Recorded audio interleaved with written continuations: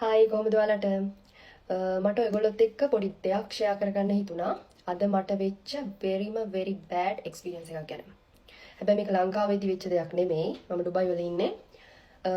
අද උදේ බස් එකේදී වෙච්ච දෙයක් පොඩි දෙයක්. අද අද උදේ වැඩට යන්න ලෑස්ති වෙලා මම ගියා දුවගෙන ගියා බස් එකට ගියා. බස් එකට යනකොටත් එතන පොලිමෙත් ඉඳලා බස් එකට නැග්ගෙත් බොහොම අමාරුවෙන් ගොඩාක් සෙනඟ. ඩුබයි වල ඉන්න අය නම් දන්නවා ඩ්‍රයිවර් ඉන්න තැන එතනම රෙඩ් සෝන් එක තියෙනවා. එතන අපිට ඉන්නත් බෑ මේ ගොඩක් වෙලේට මේ ඒගොල්ලෝ කියනවා රෙඩ් සෝන් එකේ හිට ගන්න දෙන්නෙත් නැහැ ඇතුළට එන්න ඕන. නමුත් එතන තමයි හිටගෙන ආවේ. මොකද එච්චරට සෙනඟ. මම යන බස් එකේ මම වැඩ කරන තැනට යනකම් පැයක් හරියටම තියෙනවා බස් එකේ යන්න. ඊට පස්සේ හරි කට්ටියම නැග්ග බස් එක ස්ටාර්ට් කරා. විනාඩි 10ක් විතර වගේ දුරක් යන්නේ නැති මම තමයි ඩ්‍රයිවර් ගාව මෙතන හිටගෙන හිටියේ. මට තේරෙනවා දැන් මාව කැරකීගෙන වගේ එනවා කලන්තයක් දාන්න එනවා මාව කියලා. ඊට පස්සේ මම ඉක්මනින් මගේ බෑග් එකේ මගේ වතුර බෝතලේ තිබ්බ වතුර බෝතලෙත් අරගෙන වතුර ටිකක් ඉක්මනින් බිව්වා. දැන් මං හිතෙන් කියනවා ප්ලීස් මොකුත් වෙන්න එපා මේ බයිනකම් මේ යන්න පුළුවන් වෙන්න කියලා දැන් මම මටම කියා ගන්නවා. ඒ තරම් මට අමාරුයි. ඊට පස්සේ මට තේරුණා කන්ට්‍රෝල් කරගෙන ඉන්න බෑ. තව ටිකක් වෙලා හිටගෙන හිටියානම් මාව එතන ඇදගෙන වැටෙනවා. මේ ඉන්න බැරි තත්වයක් එනවා කියලා මට දැන් තේරුණා. ඊට පස්සේ එතනම සීට් එක තියෙනවා. සීට්ස් මේ මම හිටගෙන හිටපු තැනම සීට්ස් දෙක තුනක් තිබ්බා. ඒ ළඟම සීට් එකේ හිටපු එයා පිලිපින් එක්කෙනෙක්. එයා නිදාගෙන හිටියේ. නිදාගෙන ඇස් දෙක වහගෙන මෙහෙම අත තියාගෙන මෙහෙම අත තියාගෙන හිටියා. ඊට පස්සේ මේ එතන ළඟ ඉන්න අය දැක්ක මාව වැටෙන්න එනවා. ඊට පස්සේ ඒගොල්ලොත් මාව අල්ලගත්තා. ඊට පස්සේ මම වැටෙන්න යනවත් එක්කම වගේ මම ඒ කෙනාට අත තියලා ඉවර වෙලා මම කිව්වා please may I have your seat කියලා කිව්වා. ඒකවත් මට කියා ගන්න බෑ. මට කියන දේ මතක් වෙන්නේ නැහැ. ඒ තරම් මට අමාරුයි. එයාගේ අතින් මෙහෙම අල්ලලම මම කිව්වා. ඊට පස්සේ එයා බැලුවා.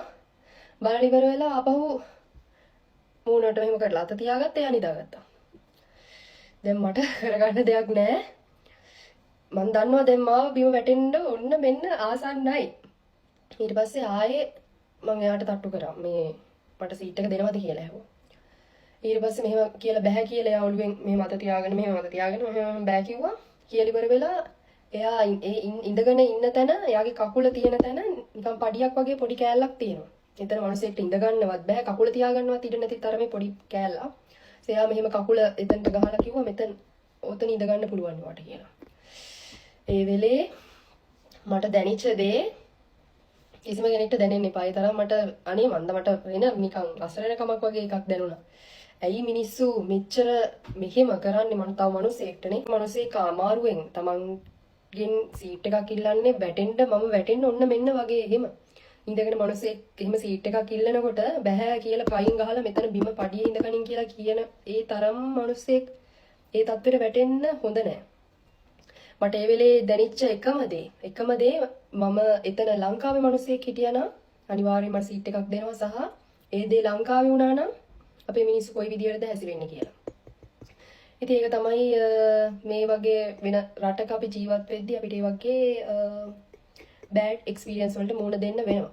මම ඕන තරම් මෙට්‍රෝ එකේ බස් එකේ යනකොට මිනිස්සු ප්‍රෙග්නන්ට් අය ඩිසේබල් කවුරු වේවා කෙනෙක් දැකලා සීට් එකක් ඉල්ලන්න ඕනේ නැහැ. මිනිස්සු එනකොට මාර අපිට ලංකාවේ අපිට පුරුදු කරලා තියෙන දෙයක් තියෙනවනේ. මිනිස්සු දකින්නකොටම අපි නැගිටලා සීට් එකක් දෙනවනේ.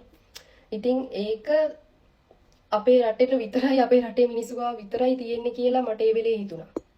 ඉතින් මට මේ වීඩියෝ එකෙන් ඔයාලට කියන්න ඕන වෙන්නේ ඔයත් වෙන රටක ජීවත් වෙන කෙනෙක් නම් මේ වගේ අවස්ථාවකදී කවුරු හරි කෙනෙක් ඔයාගෙන් මේ වගේ උදව්වක් ඉල්ලපුවම කවදාවත් අද මේ අර ගෑනු කෙනා හැසිරුණු විදියට කවදාවත් හැසිරෙන්න එපා.